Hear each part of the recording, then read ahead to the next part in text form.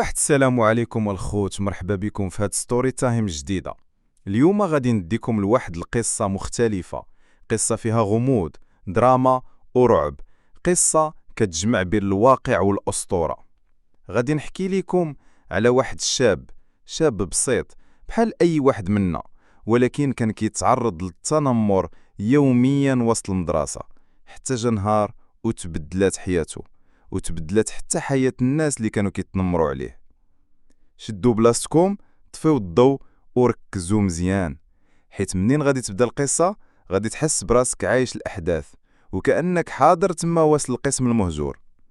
وبلا ما نطول عليكم بزاف، مهم الا كنتي باقي ما درتيش ابوني هابط ديرها، اش كتسنى باش يوصلك كل جديد؟ هادشي اللي كاين ونبداو القصة. المهم تخيل معايا في واحد الليلة اللي كانت غريبة شي شوية الصراحة. كنت في واحد ليسي قديم وسط مدينة صغيرة اللي معروف انه فيه بزاف ديال الحكايات الغامضة، ولكن هاد المرة القصة ماشي بحال اي قصة.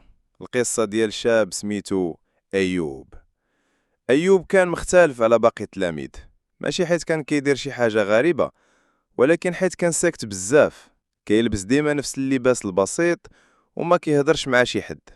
بزاف ديال الدراري في القسم ولاو كيتنمروا عليه، كيضحكوا على صوته الضعيف، على النظارات ديالو القديمة، وحتى للطريقة اللي كيمشي بها. هو ما كانش كيجاوب، غير كيحني راسو وكيكمل طريقه. النهار اللي تبدلات فيه حياته كان نهار عادي، حتى سالات الدراسة. بزاف ديال التلاميذ مشاو لديورهم، وبقاو غير شي دراري كيلعبوا في كرة وسط الساحة. واحد منهم لمح من بعيد واحد الضوء شاع من الطابق التحتاني، بالضبط من القسم اللي كانوا دايما كيقولوا عليه مهجور. قسم قديم الكل كيهاب منه، حيت كيتقال انه كيوقع فيه احداث غريبة في الليل. واحد من الدراري بدا كيهضر ويضحك، راه اكيد ايوب غادي لداك البلاصة، هذاك هي بلاصتو، ديما بوحدو في العتمة. الفضول تغلب عليهم، ومشى واحد فيهم مع صاحبو باش يشوفو. ملي قربوا للباب لقاوه محلول شوية، والريح داخله كتحركو. دخلوا بشوية، ولكن اول ما دخلوا حسوا بواحد البرد قارص، بحال الا دخلوا لعالم اخر، مع ان برا كانت سخونية. القسم كان مظلم، الغبرة مالية المكان، والكراسي مقلوبين. وسط السبورة الكبيرة مكتوبة جملة بالطباشير البيض: علاش كتضحكوا؟ علاش انا؟ القشعريرة شدات الدراري، بداو كيتبادلوا النظرات. واحد منهم قال وهو كيرتعش: هادي ما كتبناهاش حنا، شكون كتبها؟ وفجأة سمعوا صوت خافت جاي من الزاوية المظلمة، صوت كيعاود نفس الجملة: علاش أنا؟ علاش أنا؟ رفعوا عينيهم وشافوا أيوب خارج من الظلام، ولكن ما كانش أيوب العادي. وجهه شاحب بحال الورقة، عيني حمر كيضويو في العتمة، وضحكته باردة لدرجة كتجمد الدم. بدا كيتقدم عليهم، وكل خطوة كيديرها كانوا الكراسي كيتحركوا بوحدهم، كيتسدوا الأبواب بوحدهم، وحتى الضوء ولا كيطفي بشوية بشوية. أيوب قال بصوت غريب مخلط بين الحزن والغضب: اليوم الدرس غادي يبدا، ولكن هاد المرة ماشي أنا اللي غادي نتعلم.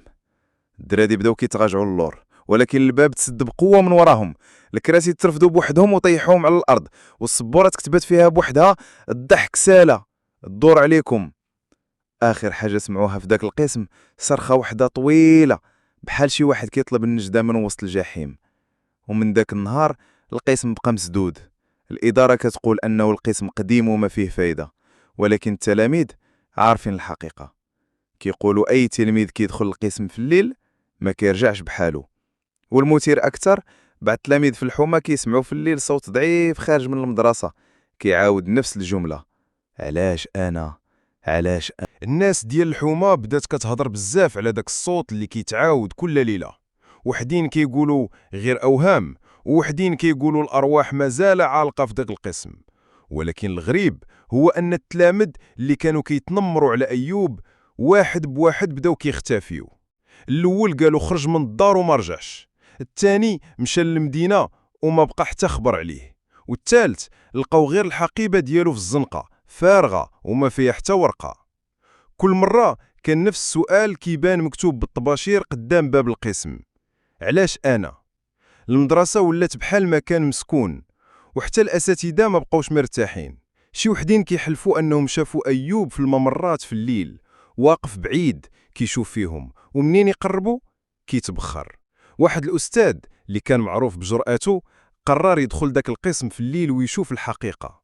شد معاه المفتاح ومشى، ولكن الصبح لقاو الباب محلول والمفتاح مرمي في الأرض. الأستاذ ما بقى ليه حتى أثر، غير السبورة مكتوب فيها بحروف كبيرة.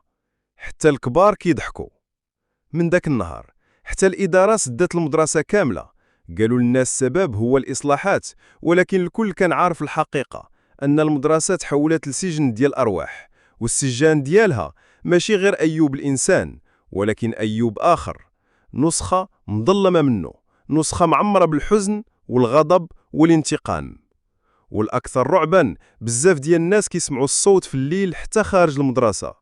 الصوت ما بقى ماشي غير ديال علاش أنا، الصوت تبدل ولا كيقول الدور جاي، الدور جاي. واحد الليلة واحد التلميذ جريء قرر يصور فيديو باش يفرق الكذوب من الحقيقة. دخل من السور ديال المدرسة، شد التليفون وبدا كيصور. في الأول كان كل شيء عادي حتى وصل للباب ديال القسم. غير قرب الباب تحل بوحده، التليفون طاح والكاميرا سجلت آخر حاجة: عينين حمراء وسط الظلام وضحكة باردة، وبعدها سواد كامل. الفيديو معمر دار في الفطور، والولد ما بقى حد شافه. ومن داك النهار بقى السر ديال المدرسة عالق. واش أيوب مات ولا باقي حي؟ ولا يمكن ما بقى لا حي لا ميت، ولكن عالق تما وسط القسم كيسنى غير واحد آخر يدخل باش يكمل درسو. ودابا غير فكر مزيان، إلا لقيتي راسك في شي مدرسة قديمة والباب ديال واحد القسم محلول، وسمعتي صوت ضعيف كيقول علاش أنا، أحسن حل ما تجاوبش وما المهم الخوت، هذه كانت هي القصة ديالنا. إلا عجبك الفيديو ما تنساش تخلي معك واحد ابوني باش يوصلك كل جديد. وإلا كنت عجبكم بحال هاد القصص كتبوها لتحت في كومونتيرات. وهادشي اللي كاين، ونتلاقاو في فيديو